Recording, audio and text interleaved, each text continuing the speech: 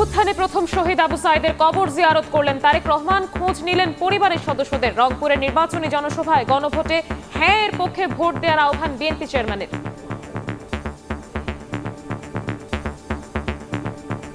আবু সাইদ সহ যে 1400 ব্যক্তি শহীদ হয়েছে, যে 1400 ব্যক্তিকে হত্যা করা হয়েছে, মূল্যায়ন আমরা তখনই করতে পারবো যখন এই দেশের মানুষের রাজনৈতিক অধিকার এবং অর্থনৈতিক অধিকার প্রতিষ্ঠিত হবে। রাজনীতি করার সুযোগ করে দেয়া জুলাই যোদ্ধাদের অস্বীকার করছে একটি দল। অভিযোগ জামাত আমিরের। যাদের কারণে অনেকের দেশে ফিরে আসা, যাদের কারণে দেশ শাসনের কেউ কেউ কারো কারো স্বপ্ন দেখা, তারা তাদেরকে অস্বীকার করছেন। লজ্জা। দেখছিলেন প্রধান শিরোনাম। রাতের সময়ের সঙ্গে আছি আমি শবনব নিবিড়।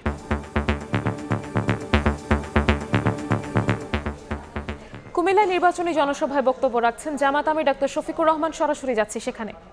আমি যোদ্ধা লড়াকু যুবকদেরকে বলবো, তোমরা যারা বুকের রক্ত দিয়ে, বিশেষ করে এই 35 শহীদের কুমিল্লার যুবকদেরকে বলবো, তোমরা সেদিন যারা জীবনের মায়া ত্যাগ করে জাতির জন্য রাস্তায় নেমেছিল, আসো এরকম বেয়াদবি কেউ করলে মায়ের ইজ্জত রক্ষা করার জন্য আরেকবার তোমাদেরকে লড়তে হবে।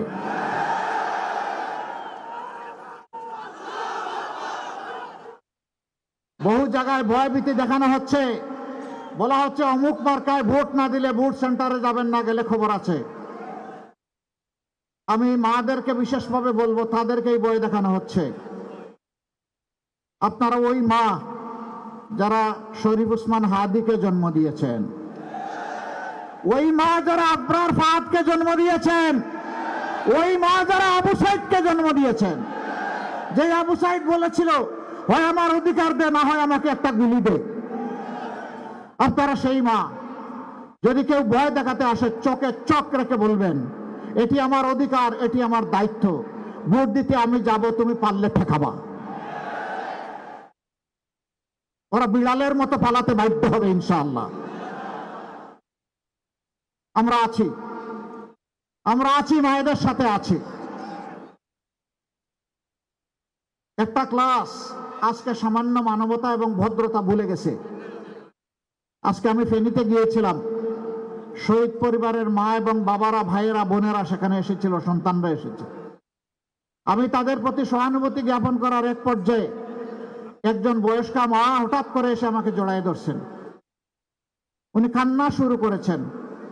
আমি তো তাকে ছুঁড়ে মারতে পারি না, তিনি তো জাতির মা, আমার মা, তাকে সম্মান করা আমার দায়িত্ব। সেটা নিয়ে এক শ্রেণীর ইতর দেখলাম বুলিং শুরু করেছে। তোদের কি মা নয়? জুলাইকে তোরা স্বীকার করিস না? যদি জুলাইকে ধারণ করিস, তাহলে এমন একজন মাকে কেন তোমরা অপমান করছিস? সম্মানিত বন্ধুগণ, এখানে যুবকরা আছেন, আমরা স্পষ্ট বাতায় বলছি, কোন যুবকের হাতে কোনো বেকার ভাতা আমরা তুলে দেব না। আমাদের যুবকরা বেকার ভাতা খাওয়ার জন্য লড়াই করে নাই, তারা লড়াই করেছে তাদের কাজের অধিকার পাওয়ার জন্য। আমরা প্রত্যেকটা যুবকের হাতকে দেশ গড়ার কারিগরের হাতে পরিণত করব ইনশাআল্লাহ। প্রত্যেকটা মেয়ের হাতকে আমরা দেশ গড়ার কারিগরের হাতে পরিণত করব। তারপরে মর্যাদার কাজ তাদের হাতে তুলে দেব। সেদিন প্রত্যেকটা নাগরিক, যুবক যুবতী বলবে, আমি বাংলাদেশ। আমাকে দেখে চিনে নাও বাংলাদেশ কি। আমরা সেই সম্মানের জায়গায় যুব সমাজকে বসাতে চাই। যুব সমাজ প্রস্তুত? যারা যুবক হাত তুলে। ও মা, সবাই তো দেখি যুবক। তাইলে যাও, আমিও তোমাদের সাথে যুবক ইনশাআল্লাহ।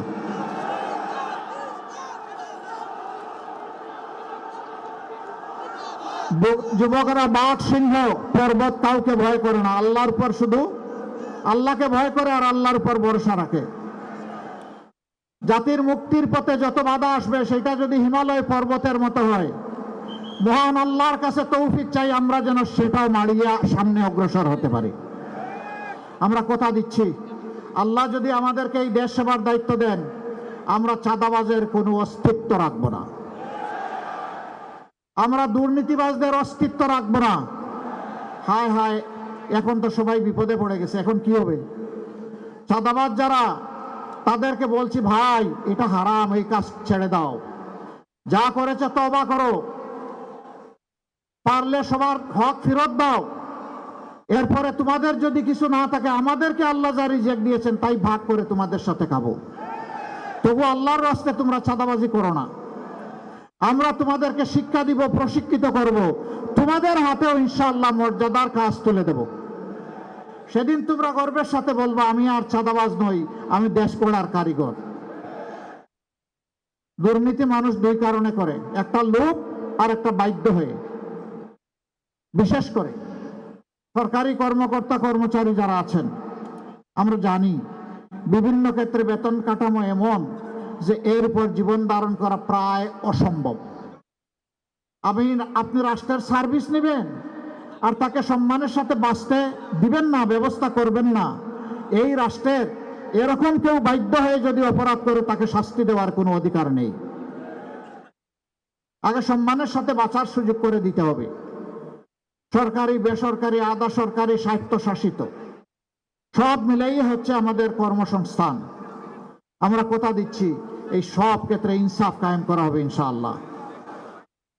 আরেকটা জিনিস আমরা সাফ করে বলতে চাই, আমরা সমাজে ইনসাফ কায়েম করব। সেই ইনসাফ, একজন সাধারণ শ্রমিক অপরাধ করলে তার যে আইনে বিচার হবে, যে শাস্তি হবে, রাষ্ট্রের প্রেসিডেন্ট এবং প্রধানমন্ত্রী যদি একই অপরাধ করেন, তাদেরকেও ছাড় দিয়ে কথা বলা হবে না।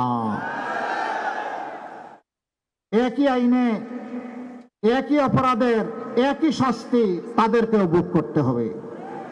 বরঞ্চ অভাবের তাড়নায় যদি সাধারণ মানুষ কিছু করে, সে মাপ পেয়ে যাবে, কিন্তু রাষ্ট্রীয় দায়িত্বে আসা লোকটি অবশ্যই তিনি কোনো দায় মুক্তি পাবেন না। আরেকটা কথা পরিষ্কার করতে চাই, আমরা পরিবারতান্ত্রিক রাজনীতি আর দেখতে চাই না। রাজার ছেলে রাজা হবে, যোগ্যতা থাকুক কিংবা না থাকুক। রানীর মেয়ে রানী হবে, যোগ্যতা থাকুক কিংবা না থাকুক। এই রাজনীতি বাংলাদেশকে ফ্যাসিবাদের দিকে ঠেলে দিয়েছিল। কুমিল্লা টাউন হলে কথা বলছিলেন জামায়াত আমির ডাক্তার শফিকুর রহমান। তার বক্তব্যের বাকি অংশ দেখতে ভিজিট করুন সময় টিভির ফেসবুক পেজে।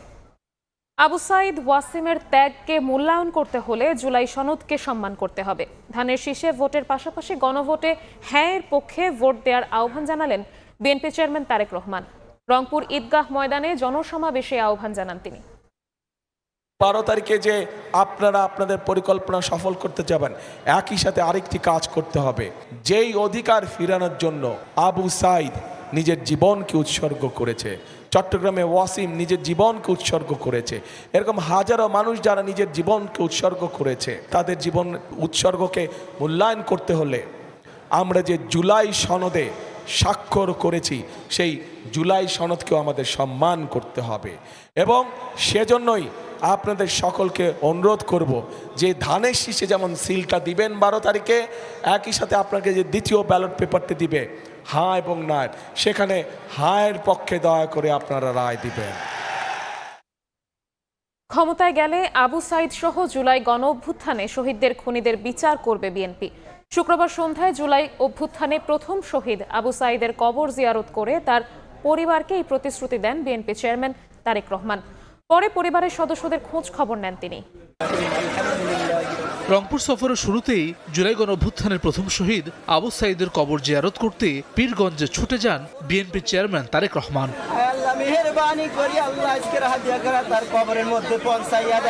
শহীদ আবু সাইদের কবর জিয়ারত করেন তিনি।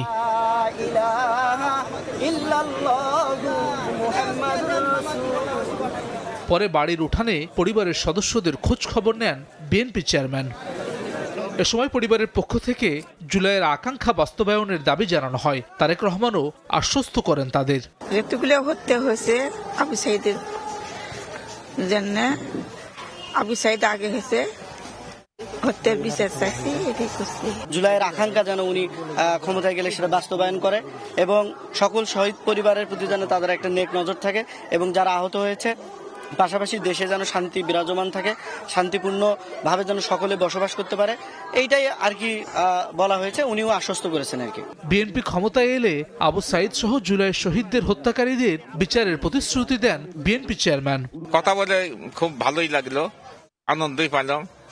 এরকম সাধারণ মানুষের বাড়ির যে এরকম একটা লোক আছে, এটা গর্বিত ব্যাপার আর কি। উনি ক্ষমতা পেলে করবি বিচার, সেটা বলছে। তারেক রহমানের আগমনে উচ্ছ্বাস প্রকাশ করেন জুলাই গণঅভ্যুত্থানের প্রথম শহীদ আবু সাইদের স্বজনরা। হাসান ওয়ালি, সময় সংবাদ। এ নিয়ে আলোচনার জন্য স্টুডিওতে আছেন সহকর্মী আফজাল হোসেন, যাচ্ছি তার কাছে। আফজাল, আপনাকে স্বাগতম।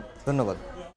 আজ কিন্তু বিএনপি বগুড়া থেকে রংপুর পর্যন্ত বিশাল জনস্রোতের মাধ্যমে কিন্তু নির্বাচনী জনসমাবেশ পরিচালনা করেছে এবং বিএনপি চেয়ারম্যান কিন্তু শহীদ আবু সাঈদের কবর জিয়ারতের মাধ্যমে তার কবর জিয়ারত করেছে। নির্বাচনী যে জনসভা রংপুরে, সেই জনসভায় বক্তব্য দিয়েছেন। আজকে কবর জিয়ারতের করার সময় যেটি তারেক রহমান আবু সাঈদের পরিবারের খোঁজ খবর নিয়েছেন, একই সঙ্গে আবু সাঈদের পরিবারকে আশ্বস্ত করেছেন যে তাদের আবু সাঈদকে যারা হত্যা করেছে খুনিদের বিচার করা হবে এবং জুলাই আগস্টের যারা শহীদ হয়েছেন, শহীদ করার সঙ্গে যারা জড়িত সেই সব অপরাধীদের বিচার করা হবে। বগুড়া থেকে রংপুরের পথে পথে জনস্রোত, আবু সাঈদের কবর জিয়ারত, ভোট দিয়ে প্রমাণ করুন বগুড়া বিএনপির ঘাঁটি, এটি বলেছেন। আর কিছুক্ষণ আগে রংপুরের নির্বাচনী জনসমাবেশে তারেক রহমান জুলাই গণঅভ্যুত্থানের পক্ষে, অর্থাৎ তিনি বলেছেন যে বাংলাদেশের মানুষই বিএনপির একমাত্র শক্তি এবং রাজনৈতিক অধিকার সকল মানুষকে ফিরে দিতে হবে। এটি শুধু বিএনপির একার পক্ষে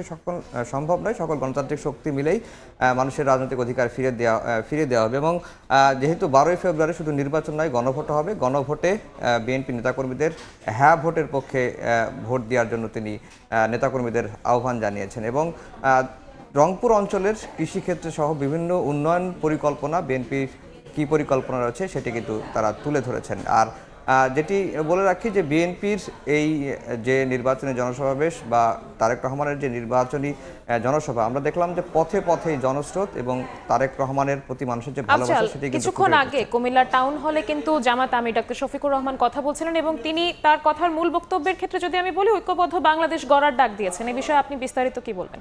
আজকে জামাতের আমির ডক্টর শফিকুর রহমান শুধু কুমিল্লা নয়, কুমিল্লার আগে নোয়াখালী, ফেনী এবং লক্ষ্মীপুরে সমাবেশ করেছেন এবং সমাবেশে তার যে মোটা দাগে মূল যে বক্তব্য, যারা অপকর্মে জড়িয়েছে তাদের হাতে দেশ নিরাপদ নয়, মিথ্যা মামলা দিয়ে হয়রানি করা হবে না, ইনসাফের পক্ষে বাঁধ ভাঙা জোয়ার সৃষ্টি হয়েছে, এমনটাই কিন্তু জামাতের আমির বলেছেন। এবং একই সঙ্গে চাঁদাবাজ মুক্ত বাংলাদেশ গড়ে তোলার কথাই কিন্তু জামায়াতের আমির বলছেন। আর যেহেতু ভোটের বেশি দিন বাকি নেই, 13 দিন সময় রয়েছে, দুই দলেরই প্রধান আমরা দেখছি যে নির্বাচনী জনসমাবেশগুলো রয়েছে, সেই জনসমাবেশগুলো তাদের দলের নিজ নিজ যে পরিকল্পনা রাষ্ট্র মেরামতের, সেই বিষয়গুলো কিন্তু তারা তুলে ধরছেন। আর আজকে এনসিপি একটি হোটেলে তাদের নির্বাচনী ইশতেহার ঘোষণা করেছে এবং তারা 36 দফার ইশতেহার ঘোষণা করেছে। ইশতেহারে কী কী বিষয়গুলো তারা প্রাধান্য দিয়েছে সেই নিয়ে একটি রিপোর্ট রয়েছে আমার হাতে, আমরা এখন সেই রিপোর্টটি দেখেই নিবিড় আপনার কাছে ফিরব।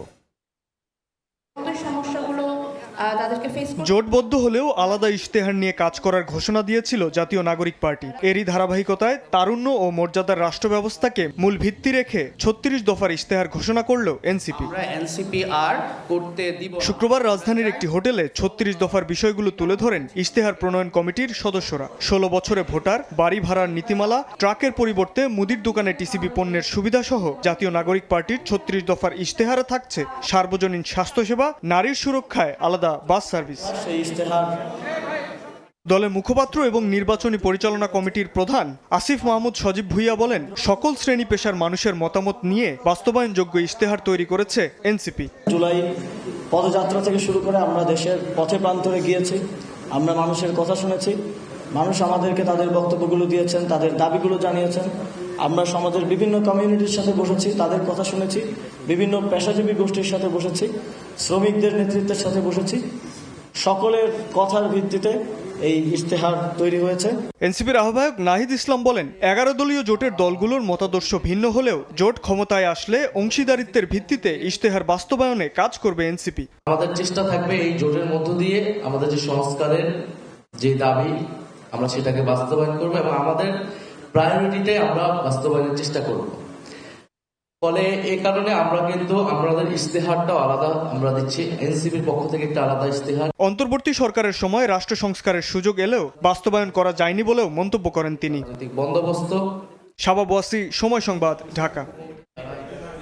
আফজাল, আমরা প্রতিবেদনে যেমনটি দেখলাম যে এনসিপি তারুণ্য এবং মর্যাদার 36 দফার ইশতেহার দিয়েছে তাদের ভাষ্যমতে। এই বিষয়ে আপনার কি কিছু বলার আছে? সেখানে বাড়ি ভাড়া, নারীদের জন্য আলাদা বাস এবং একই সঙ্গে তারুণ্য নির্ভর যে ইশতেহার, বিভিন্ন তরুণদের সঙ্গে মতামত নিয়েই কিন্তু ইশতেহারটি প্রণয়ন করা হয়েছে এবং সেই ইশতেহারের মূলত 3টি বিষয়কে বেশি গুরুত্ব দেওয়া হয়েছে। একটি হচ্ছে যে ভোটাধিকারের বয়স 16 বছর করা, 1 কোটি কর্মসংস্থান সৃষ্টি করা। 5 বছরে যদি 11 দলীয় জোট ক্ষমতায় যেতে পারে তাহলে 1 কোটি কর্মসংস্থান সৃষ্টি করবেন তারা 5 বছরে। চাঁদাবাজি বন্ধের তারা প্রতিশ্রুতি দিয়েছেন এবং তারা বলছেন যে এই যেহেতু তারা 11 দলীয় ঐক্য জোটের ব্যানারে এই রাজনীতিটি করছেন বা নির্বাচনটি করছেন, যদি ক্ষমতায় এই জোট যায় তাহলে অংশীদারিত্বের ভিত্তিতে এই ইশতেহার বাস্তবায়ন করা হবে, এমনটি কিন্তু এনসিপি নেতারা বলছেন। আফজাল, আপনাকে অসংখ্য ধন্যবাদ। আলোচনায় আমাদের সাথে যুক্ত ছিলেন সহকর্মী আফজাল হোসেন। আমরা বিস্তারিত জানছিলাম বিএনপি, জামাত এবং এনসিপির আজকের কর্মসূচি সম্পর্কে। ত্রয়োদশ সংসদ নির্বাচনে সরকার গঠনের জন্য প্রথম পছন্দ হিসেবে বিএনপিকে এগিয়ে রাখছেন 51.7% ভোটার। জনগণের নির্বাচন ভাবনা নিয়ে ইনোভেশনের 3য় ধাপের জরিপে তুলে ধরা হয়েছে এসব তথ্য। বিকেলে কারওয়ান বাজারের বিডিবিএল ভবনে জরিপ উপস্থাপন করে গবেষণা প্রতিষ্ঠানটি। উপস্থাপিত তথ্য অনুসারে 47.6% ভোটার তারেক রহমান প্রধানমন্ত্রী হবেন বলে মনে করেন। 22.5% ভোটার সম্ভাব্য প্রধানমন্ত্রী হিসেবে জামাত আমির ডাক্তার শফিকুর রহমানের পক্ষে মত দিয়েছেন। এই জরিপ বাস্তবিক অর্থে চূড়ান্ত সিদ্ধান্ত নাও হতে পারে বলে উল্লেখ করে সংস্থাটি। রাজপথ থেকে অলিগলি সর্বত্রই নির্বাচনী প্রচারণার ব্যস্ততা। ভোটারদের মন জয়ে প্রতিশ্রুতির ফুলঝুরি আর একে অপরের বিরুদ্ধে অভিযোগ পাল্টা অভিযোগ প্রার্থীদের। যেখানে পিছিয়ে নেই বিএনপি, জামাত, এনসিপি সহ স্বতন্ত্র প্রার্থীরাও। ছুটির দিনেও রাজধানীতে জমজমাট নির্বাচনী প্রচারণা, মাইকিং আর স্লোগানে মুখর মহানগরী। দিনভর প্রচারণায় ব্যস্ত প্রার্থীরা। ভোটারের মন জয় করতে অলিগলি চষে বেড়ান ঢাকা 6 আসনে ধানের শীষের প্রার্থী ইশরাক হোসেন। জুমার নামাজ শেষে গণসংযোগে নামেন ঢাকা 8 আসনের বিএনপি প্রার্থী মির্জা আব্বাস। অভিযোগ করেন একটি বিশেষ গোষ্ঠী নির্বাচনের ফলাফল পরিবর্তন করার পায়তারা করছে। এছাড়া ঢাকা 16 আসনের বিএনপি প্রার্থী আমিনুল হক জনসংযোগের সময় দাবি করেন ভোট কারচুপির চেষ্টা চালাচ্ছে একটি দল। তারা টাকা দিয়ে তারা ভোট কেনার চেষ্টা করছে, তারা এনআইডি নাম্বার নিচ্ছে, সে এনআইডি কার্ড দিয়ে তারা ভোট জালিয়াতি করার চেষ্টা করছে। আগামী দিনে বাংলাদেশের গণতন্ত্র, বাংলাদেশের স্বাধীনতা, সার্বভৌমত্বকে রক্ষা করব এবং জনগণের অধিকারকে রক্ষা করার জন্য আমরা কাঁধে কাঁধ মিলিয়ে আমাদের এই আন্দোলন সংগ্রামকে তার চূড়ান্ত লক্ষ্যে নিয়ে যাব। একটা বিশেষ দল এবং গোষ্ঠী বিশেষ কিছু লোককে পাস করানোর জন্য পাগল হয়ে গেছে। নির্বাচনের রেজাল্ট পরিবর্তন করার একটা পায়তারা তারা করতেছে। এদিন মিরপুরে প্রচারণায় অংশ নেন ঢাকা 14 আসনে জামায়াত প্রার্থী ব্যারিস্টার আরমান। নির্বাচিত হলে এলাকার নানা উন্নয়ন কার্যক্রম বাস্তবায়নের প্রতিশ্রুতি দেন তিনি। নির্বাচনী প্রচারণায় ঢাকা 8 এবং ঢাকা 11 আসনের 11 দলীয় জোটের প্রার্থী নাসিরউদ্দিন পাটোয়ারি ও নাহিদ ইসলাম অভিযোগ করেন ভোটের আগে একটি দল লেভেল প্লেইং ফিল্ড নষ্ট করার চেষ্টা করছে। বিএনপি যে কার্ডটা দেওয়ার চেষ্টা করছে, ফ্যামিলি কার্ড, কৃষক কার্ড, এই কার্ডের মাধ্যমে বলা হয়ে যে তাকে এটিএম কার্ড থেকে এটিএমের মাধ্যমে হলে 10 থেকে 15,000 টাকা তুলতে পারবে। এটা একটা মানুষের সাথে প্রতারণা এবং ধোঁকাবাজি করছে তারা। লেভেল প্লেইং ফিল্ডকে একটি দল নষ্ট করার চেষ্টা করছে, তারা আচরণবিধি ভাঙছে, তারা অন্য দলের প্রতিদ্বন্দ্বী প্রার্থীর উপরে হামলা করছে। 12ই ফেব্রুয়ারি জনগণকে সাথে নিয়ে আমরা সুষ্ঠু ইলেকশন সম্পাদন করব। দানি কর্মীদের উপর আক্রমণ হচ্ছে, যেটা অত্যন্ত ন্যাক্কারজনক। তাদেরকে ভয়ভীতি দেখানো হচ্ছে, অশালীন বক্তব্য দেওয়া হচ্ছে, তাদের মেকআপ টেনে খেলা হচ্ছে, এমন বিভিন্ন জায়গায় আহত রক্তাক্ত করে দেওয়া হচ্ছে। শুক্রবার দুপুরে বনশ্রীতে নির্বাচনী প্রচারণায় অংশ নেন ঢাকা 9 আসনের স্বতন্ত্র প্রার্থী ডাক্তার তাসনিম জারা। উৎসাহ উদ্দীপনার মধ্যে সুষ্ঠু গণতান্ত্রিক নির্বাচন অনুষ্ঠিত হবে বলে আশা করেন তিনি। সবাই পরিকল্পনা করছে কিভাবে যাবে, কার সাথে যাবে, কখন যাবে, সবার মধ্যে এটা নিয়ে অনেক উৎসাহ উদ্দীপনা আছে। আমরা আশা করছি এই উদ্দীপনার সাথে নির্বাচনের দিনটা সবাই পরিবেশে পালন। আগামী 10 ফেব্রুয়ারি পর্যন্ত ভোটারের কাছে নিজেদের পরিকল্পনা তুলে ধরার সুযোগ পাবেন প্রার্থীরা। তানভীর হাসান মেঘ, সময় সংবাদ, ঢাকা। এবার বাণিজ্যের সংবাদ।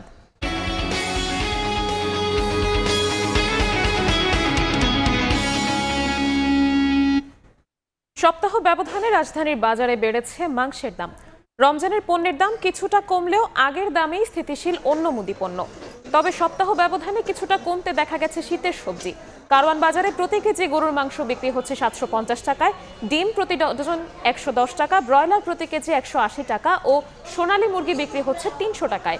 বাজারে নিত্য প্রয়োজনীয় মুদি পণ্যের দাম ঊর্ধ্বমুখী। অন্যদিকে ছোলা কেজিতে 20 টাকা ও খেসারির ডাল কেজিতে 30 টাকা কমে প্রতি বিক্রি হচ্ছে 90 টাকায়। সপ্তাহ ব্যবধানে কমেছে ফুলকপি, বেগুন, টমেটো ও শসার দাম। জয়পুরহাটে চতুর্থ দফায় আন্তর্জাতিক সীমান্ত আইন লঙ্ঘন করে কাঁটাতারের বেড়া দেওয়ার চেষ্টা করেছে বিএসএফ। তবে বিজিবির বাধার মুখে কাজ বন্ধ করে তারা। সকাল 10টার দিকে 5বিবি উপজেলার ঘোনাপাড়া সীমান্তের 281 নম্বর মেইন পিলারের পাশে বেড়া দেওয়ার চেষ্টা করে বিএসএফ। খবর পেয়ে বিজিবি সদস্যরা ঘটনাস্থলে গিয়ে বিএসএফকে বাধা দেয় ও পতাকা বৈঠক করে।